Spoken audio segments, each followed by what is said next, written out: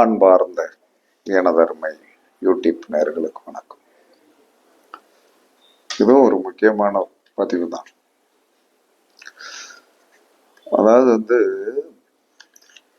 பெரும் பணக்காரர் ஆவதற்கு பெரும் பணம் பணம் பணம் நன்றாக சரளமாக வரக்கூடிய ஒரு ரகசிய காலத்தில் சாமியை கும்பிட்டால் தெய்வ பலம் உங்களுக்கு கிடைக்கும். தெய்வ பலத்தால் தான் நம்ம பொருளாதார வலிமையை பெற முடியும். அந்த வகையில் என்ன சொன்னோம், குபேர காலம் என்று ஒன்று உண்டு. குபேர காலம் என்பது ஒன்று உண்டு. அந்த குபேர காலம் என்பது நம்ம தெரிஞ்சு வச்சுக்கணும். அந்த குபேர காலத்தில் நம்ம என்ன செய்யணும் அப்படிங்கிறது ஒரு சின்ன வழிமுறை இருக்கிறது. சின்ன வழிமுறையெல்லாம் இருக்கிறது, எல்லாமெல்லாம் கிடையாது.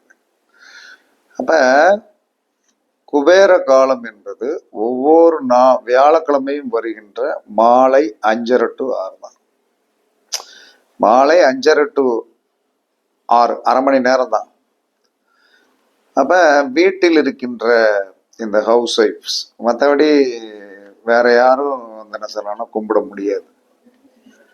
அப்ப அந்த வீட்டில் இருக்கிற ஹவுஸ் ஒய்ஃப்ஸ் தன்னுடைய கணவருடைய தொழில், தங்களுடைய வீடு என்ன சொன்ன வசதியான ஒரு வீடாகவும், செல்வங்கள் சரளமாக வரணும். செல்வங்கள் தேவைக்கு வந்தாலே போதும். அதிகமாக வந்தாலும் கஷ்டம்தான், குறைவா வந்தாலும் கஷ்டம்தான். அப்ப இந்த செல்வங்கள் சரளமாக வரணும் அப்படின்னு சொல்லி வரும்போது எப்பயுமே என்ன சொன்னா வீட்டில் ஒரு குபேரனுடைய படம் கண்டிப்பா வச்சுக்கணும். குபேரனுடைய படம் கண்டிப்பாக எந்த வீட்டில் இருக்கிறது, உண்மையை சொல்றேன். எனக்கு தெரிஞ்சு என்ன சொன்னா ஒரு 18 ஆண்டுகளாக குபேரனுடைய படம் எங்க வீட்டுல இருக்கு. அது ஏதோ ஒரு சந்தர்ப்பத்துல வந்தது. அந்த வந்ததை இன்னும் பூஜை ரூம்ல வச்சிருக்கிறோம். அப்ப நான் எப்பயுமே குபேர பூஜை என்பது தீபாவளி மட்டும்தான் பண்ணுவேன். தீபாவளி தான் மட்டுமே நமக்கு பண்ணுவதற்கு. வியாழக்கிழமை நம்ம ஆபீஸ்ல இருக்க எப்படி போய் பண்ண முடியும்? வீட்டுல என்ன சொல்லணும்னா பெரிய இன்ட்ரெஸ்ட் பண்ண மாட்டாங்க. ஒரு வீட்டுல ஒரு ஆண்மை தான் இருக்கணும். 2 பேரும் ஜாமியாரா இருந்தா நல்லா இருக்காது. ஜாமியார் இருக்க விடாது. நம்ம ஒரு வீட்டில் எந்த ஒரு வீட்லயும் பாருங்க, ஒரு ஆண் வலிமையானவனாக இருந்தால் பெண் தெம்மாளியாத்தான் இருப்பாங்க. பெண் வலிமையானவளாக இருந்தால் ஆண் தெம்மாளியாத்தான் இருப்பான். இதை மாற்ற முடியாது. ஒருத்தர் கேட்டாங்க, என்னை பார்த்து ஒருத்தர் கேட்டாங்க, என் ப்ரொஃபைல பார்த்துட்டு, என்ன சார் உங்க வீட்டம்மா கருப்பா இருக்காங்க அப்படின்னாங்க. நான் எப்படி இருக்கேன் அப்படின்னு. நீங்க கலரா இருக்கீங்க சார் அப்படின்னா. எந்த ஒரு மனிதனுக்கு என்ன சொல்றான்னா, ஆண் கலராக இருந்தால் பெண் கருப்பா தான் கிடைப்பான். பெண் கலராக இருந்தால் ஆண் கருப்பனா தான் கிடைப்பான். இது சட்டத்துல மாத்த முடியாது. அதனால எனக்கு நான் வெள்ளையா இருக்கேங்கிறதுக்காக கருப்பான பெண்ணு கிடைச்சிட்டாலே நான் இன்னைக்கு வரைக்கும் வருத்தப்படல. நீங்க இந்த ப்ரொஃபைல பார்த்துட்டு, என்னுடைய வாட்ஸ்அப்ல இருக்கிற ப்ரொஃபைல பார்த்துட்டு என்ன சொல்றேன்னா நீங்கள் கேட்டீங்கன்னா, இயற்கை நமக்கு எது கொடுத்ததோ அதைத்தான் வச்சு வாழ்ந்திருக்கேன். ஆனால் அந்த கருப்பான நபரை வாழ்ந்துதான் 3 மணியான தங்கங்களை நான் பெற்றேன். ஏன்னா எல்லா குழந்தைகளுமே கலர் தான். அதனால என்ன சார், கருப்பு சிவப்பு என்பது வாழ்க்கை அல்ல. நமக்கு நம்ம கலரா இருந்தா நம்ம வீட்டுக்காரர் என்ன சொன்னா புது நிறமா தான் இருப்பாங்க. நம்ம வீட்டுக்காரர் புது நிறமா இருந்தா நம்ம கலரா தான் இருப்போம். 2 பேரும் கண்ணக்கரையர்னு இருக்க முடியாது, 2 பேரும் வெள்ளை வெள்ளையர்னு இருக்க முடியாது. இதை எல்லாரும் புரிஞ்சுக்கிடணும். 2வது, எதையுமே மனமும் ஏத்துக்கிடணும். எல்லாம் இறைவனால் படைக்கப்பட்டது தானே. அப்ப இந்த குபேரனுடைய படம் நெட்டில் தேடுங்க. தேடி அதை என்ன எடுத்து ஒரு ஒரு சைஸ், சின்ன சைஸுக்கு போட்டோ காப்பி ஒன்று எடுத்து அதை ஃப்ரேம் பண்ணி வீட்டில் வைங்க, வச்சிடுங்க. ஒவ்வொரு நாளும் வருகின்ற அந்த குபேரனுக்கு முன்னாடி ஒரு அழகான மகாலட்சுமி சிலை, அந்த குபேரன் எடுத்து வைக்கணும். அந்த குபேரனுடைய படத்தை எடுத்து வைக்கணும். மகாலட்சுமி சிலை ஒரு வெங்கல தட்டுல வைக்கணும். 25 1 ரூபா காசா வச்சுக்கலாம், 25 5 ரூபா காசா வச்சுக்கலாம், இல்லை 10 ரூபா காசா வச்சுக்கலாம். வச்சுட்டு அந்த 25 காசுலையும் சந்தன குங்குமம் வைக்கணும். 25 மல்லிகைப்பூ, 25 மல்லிகைப்பூ. இல்லைன்னா மல்லிகைப்பூ கிடைக்கல, வெள்ளைப்பூ சம்மங்கி எடுத்துக்கலாம். ஆனா எடுத்து 2 விளக்கு பொருத்தி விடணும். நெய் தீபம் தான் பொருத்தி விடணும். மகாலட்சுமி எடுத்து வச்சிடணும். கொஞ்சம் உதிரி பூ போட்டுக்கிடலாம். அந்த குபேரனுடைய படத்துக்கு சந்தனமும் வைக்கணும். ஒரு சின்ன மல்லிகைப்பூ சரம் போடணும். போட்டு வந்து வடக்க பார்த்து பூஜை பண்ற பெண் வந்து வடக்க பார்த்து உட்காரும். வடக்க பார்த்து உட்கார்ந்து வந்து என்ன சொன்னா, நிவேதானமாக என்ன வைக்கணும். நிவேதானமாக வந்து என்ன வைக்கணும்னா தேங்காய் தண்ணி வைக்கணும். நிவேதானமாக தேங்காய் தண்ணி. அந்த தேங்காய் தண்ணியில வந்து நான் 2 துளசி, என்ன துளசினாலும் போட்டுறணும். அந்த தேங்காயை வந்து நீங்க வீட்டுக்கு யூஸ் பண்ண வச்சுக்கலாம். வச்சுட்டு என்ன சொல்றான்னா, கரெக்டா இதெல்லாம் செட் பண்ணி வச்சிடணும். 5 மணிக்கே ரெடி பண்ணி நீட் பண்ணி கரெக்டா 5:30 மணிக்கு விளக்க பொருத்தி விட்டு நீட்டா வந்தேன்னு சொன்னா 2 பழம் வைக்கணும். 2 பழம் வச்சு அதுக்கு பத்தி குத்தணும். குத்தி வடக்க பார்த்து உட்காரணும். வடக்க பார்த்து உட்காந்து தேங்காய் தண்ணியை வச்சு நீட் பண்ணி எல்லாம் நீட் பண்ணி பெண் உட்காந்து குபேரனுடைய மந்திரம், ஓம் யாக்ஷாய குபேராய வைஸ்ரவனாய தன தானியாதிபதையே தன தானிய சமிருத்திமே தேகிதா பயஸ்வாக. ஓம் யாக்ஷாய குபேராய வைஸ்ரவனாய தனதானியாதிபதியே தனதானிய சமிருத்திமே தேகிதா பயஸ்வாக. 25 வருஷத்துக்கு முன்னாடி படிச்ச சுலோகம் இன்னமும் வந்து என்ன சொன்னா பசுமரத்தாணி மாதிரி பதிஞ்சிருச்சு. சில சுலோகங்கள் வந்து என்ன சொன்னா எனக்கு ஆட்டோமேட்டிக்கா வந்துடும். என்னுடைய குருநாதர் அவ்வளோ அழகா சொல்லி கொடுத்தாரு. அவரு கேட்டவொன்னு என்ன சொல்லுவாரு, இல்ல படிச்சுட்டு சொல்றேன் அப்படிங்க மாட்டாரு. சட குறிச்சிக்கோ அப்படின்னு சொல்லக்கூடிய நபராகத்தான் இருந்தார். அப்ப ஓம் யாக்ஷாய குபேராய வைஸ்ரவனாய தனதானியாதிபதியே தனதானிய சமிருத்திமே தேகிதா பயச. இல்ல உங்களுக்கு தெரிஞ்ச குபேரனுடைய சுலோகத்தை சொல்லுங்க. அப்ப ஒரு பூ, ஒரு காயின்ஸ் இப்படி கையில வச்சுக்கணும். ஓம் யாக்ஷாய குபேராய வைஸ்ரவனாய தனதானியாதிபதியே தனதானிய சமிருத்திமே தேகிதா பயஸ்வாகா. அப்படியே மகாலட்சுமி மேல போடணும். கனகாபிஷேகம் அப்படிம்பாங்க. அதே மாதிரி 25 காயின்ஸை 25 காயின்ஸ் 25 பூ வச்சு வந்து அழகாக 25 தடவை இந்த குபேரனுடைய மந்திரத்தை அழகாக சொல்லணும். சொல்லி முடிச்சுட்டு எந்திரிச்சிடலாம். விளக்கு வந்து என்ன சொன்னா 1 மணி நேரம் எரியணும். விளக்கு வந்து ஒரு மணி நேரத்துக்கு முன்னாடி 1 மணி நேரத்துக்கு பிறகு வந்து குளிர வச்சுட்டு அந்த காயின்ஸையும் மகாலட்சுமியையும் அப்படியே உள்ள வச்சிடணும். எங்க வச்சிடணும்? பீரோக்குள்ள கொண்டு வச்சிடணும். அப்ப வியாழக்கிழமை சாயந்தரம் வந்து 5:30 to 6 பண்றது மறுநாள் வெள்ளிக்கிழமை. மறுநாள் வெள்ளிக்கிழமை தான்.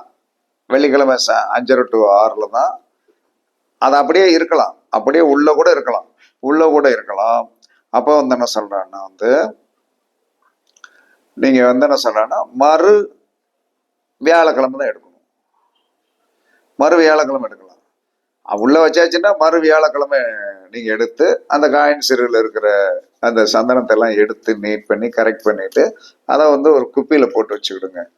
வீட்டுக்கு வெளியில வேலைக்கு போறவங்க, நீங்க வெளியில போறவங்க எல்லாருமே என்ன நெத்தியில அழகாக அந்த சந்தனத்தை உரசி வைத்து கொண்டு போகலாம்.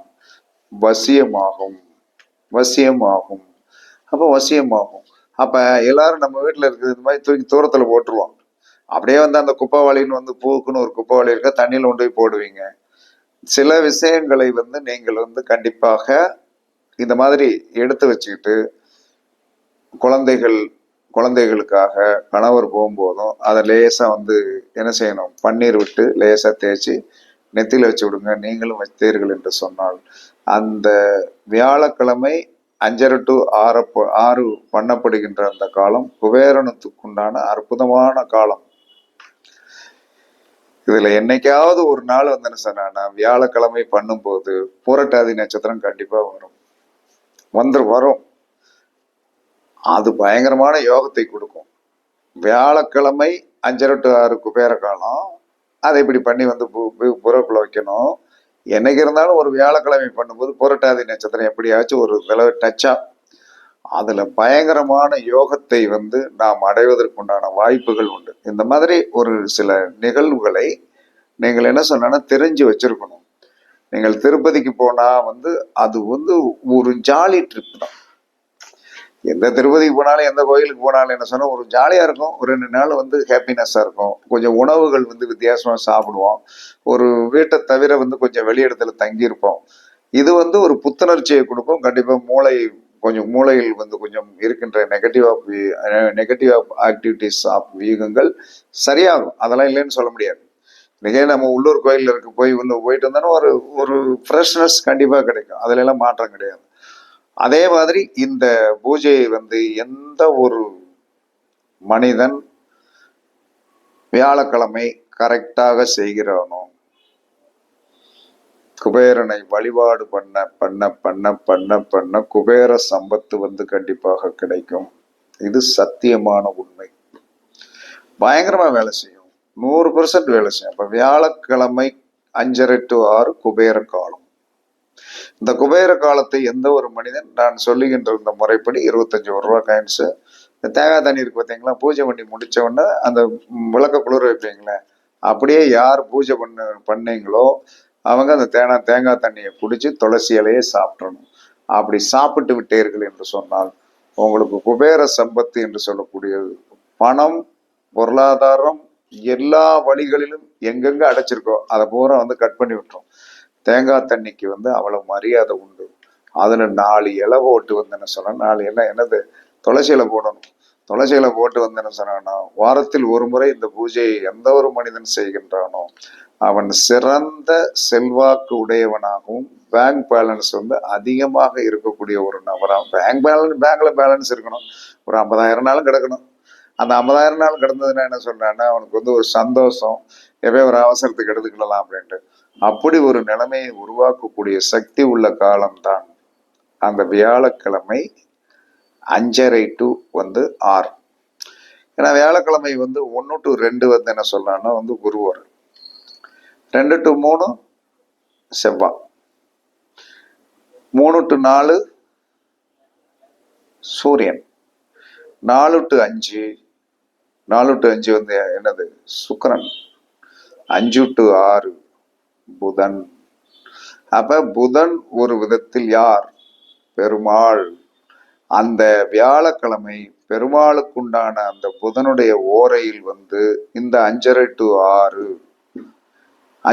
6 என்ன ஓரையாக இருக்கும்னா, முதலில் 1/2 மணி நேரம் வந்து அது புதன் ஆண் ஓரையாகும், 2வது 1/2 மணி நேரம் வந்து என்ன சொல்ல 5:30 to 6 பெண் ஓரையாக இருக்கும். எப்பயுமே இந்த குரு எங்க போய் உச்சமாகிறாரு, பெண் வீடாகிய சந்திரன் வீட்டுல போய் உச்சமாகிறாரு. அப்ப பொருளாதார மேன்மைக்கு இந்த காலம் இந்த மாதிரி பூஜை பண்ணினால் எந்த ஒரு மனிதனும் பணத்தடுமாற்றம் இல்லாத ஒரு வாழ்க்கையை வாழலாம் என்று சாஸ்திரம் சொல்லுகிறது. பரிசித்து பாருங்கள். எல்லோரும் ஒரு முயற்சி செய்து பாருங்கள். எல்லோரும் குபேர சம்பத்துடன் வாழ வாழ்த்துக்கள் கூறி உங்களிடமிருந்து விடைபெறுவது சிப்பிப்பாறை ஜோதிடர் சாதி ராகவன் ஜெயபாலாஜி. சுகமே சூழ்க, சுகமே சூழ்க. வாழ்க வளமுடன், வாழ்க வளமுடன். வணக்கம், வணக்கம், வணக்கம், வணக்கம்.